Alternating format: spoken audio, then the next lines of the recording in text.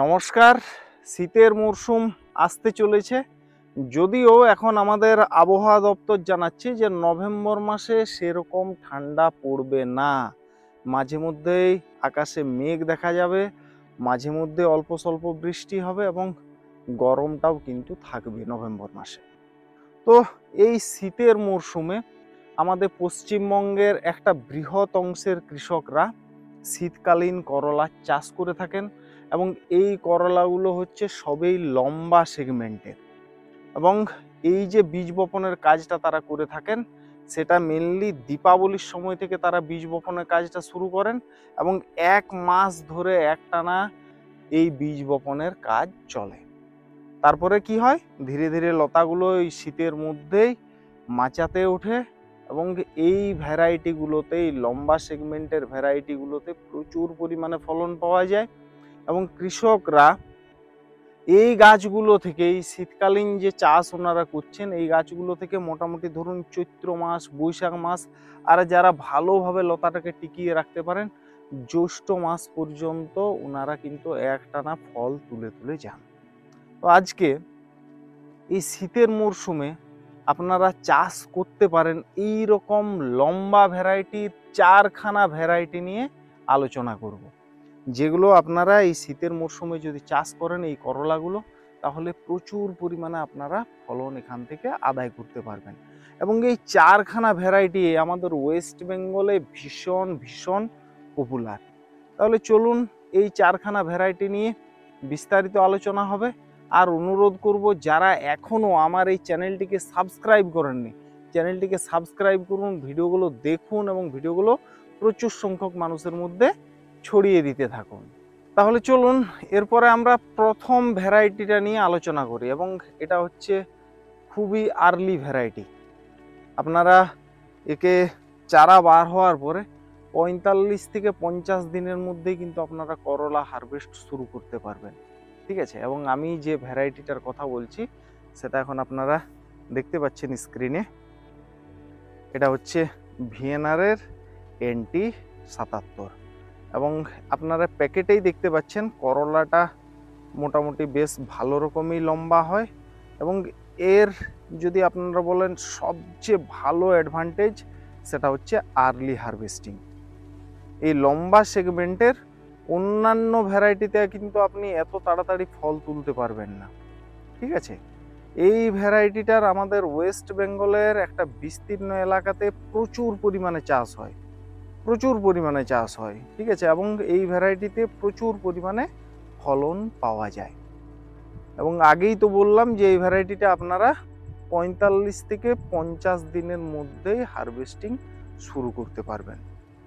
দর্শক বন্ধুরা, আপনারা যদি চান তাহলে এই যে ভিএনআরের NT77 এই ভ্যারাইটিরও বীজ আপনারা এই সময় বপন করতে পারেন। এরপরে আমি যে দ্বিতীয় নাম্বার ভ্যারাইটির কথা বলবো, সেটাও আমাদের ওয়েস্ট বেঙ্গলে অত্যন্ত পপুলার এবং আজ দীর্ঘ একটা লম্বা সময় ধরে কৃষকরা এই ভ্যারাইটির করলা প্রচুর পরিমাণে চাষ করে থাকেন। তো এই ভ্যারাইটিটা হচ্ছে ওই ভিএনআর কোম্পানিরই আকাশ এবং এটাও লম্বা সেগমেন্টের করলা। এবং আপনারা এখানে ক্যাটালগে দেখতে পাচ্ছেন যে একটা স্কেলের ছবি দেওয়া আছে এবং সেই স্কেলে যদি আপনারা করলার লেন্থ দেখেন তাহলে মোটামুটি 8 ইঞ্চির থেকে বেশি লম্বা হয় এই করলা।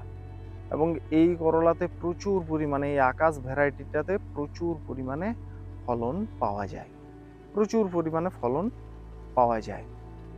এই ভ্যারাইটিটাও আপনারা চাষ করতে পারেন। তবে এই ভ্যারাইটিটার যদি আপনারা বলেন ফাস্ট হারভেস্টিং, তাহলে মোটামুটি ওই 60-65 দিনের মাথায় শুরু হয় এই শীতের মরশুমে যারা চাষ করবেন। না হলে মোটামুটি ওই 55-60 দিন থেকে আপনারা ফল হারভেস্ট শুরু করতে পারবেন, ঠিক আছে। এই ভ্যারাইটিটাতেও প্রচুর পরিমাণে ফলন পাওয়া যায়।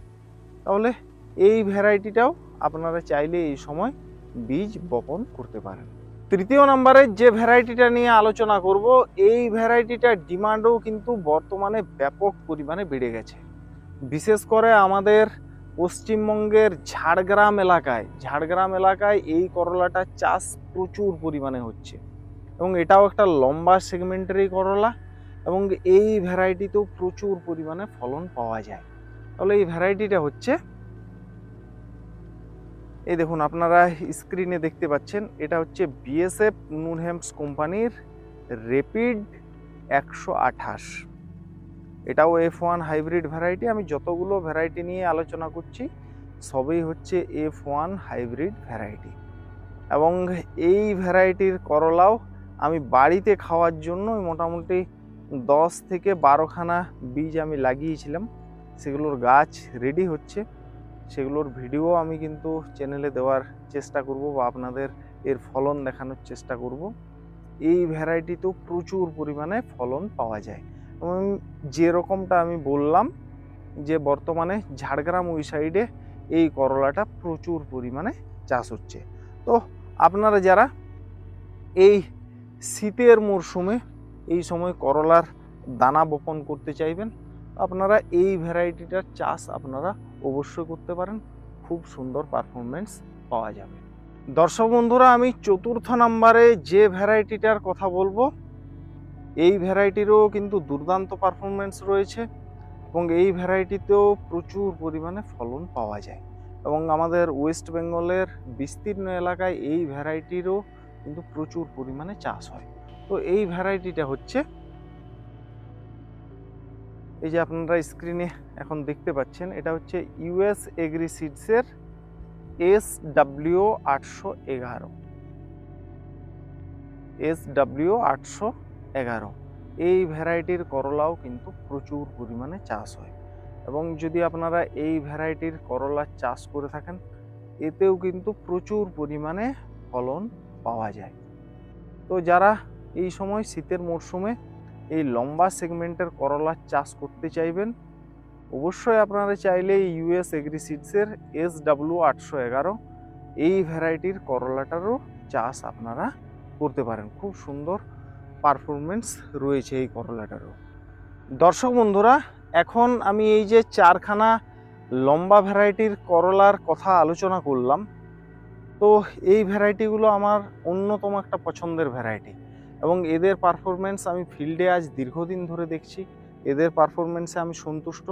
এছাড়াও আরও অন্যান্য ভ্যারাইটিরও প্রচুর করলা রয়েছে, সেগুলোরও আপনারা চাষ করতে পারেন। আর আপনার এলাকাতে দীর্ঘদিন যেটা আজ ভালো রেজাল্ট দিয়ে আসছে, অবশ্যই নিশ্চিন্তে আপনারা সেই করলার ভ্যারাইটিটার চাষ করতে পারেন, কোনো সমস্যা নেই। আর এই সময় আপনারা আরও যদি অন্যান্য কোনো ভ্যারাইটির করলার চাষ করে থাকেন, সেটাও অবশ্যই কমেন্টে জানাবেন। সেই করলাগুলোতে কীরকম ফলন পান সেটাও কমেন্টে জানাবেন, তাহলে তথ্যের আদান প্রদান ঘটবে। এবং যত এই ধরনের তথ্যের আদান প্রদান ঘটবে, ততই কিন্তু কৃষক সমাজ উপকৃত হবেন।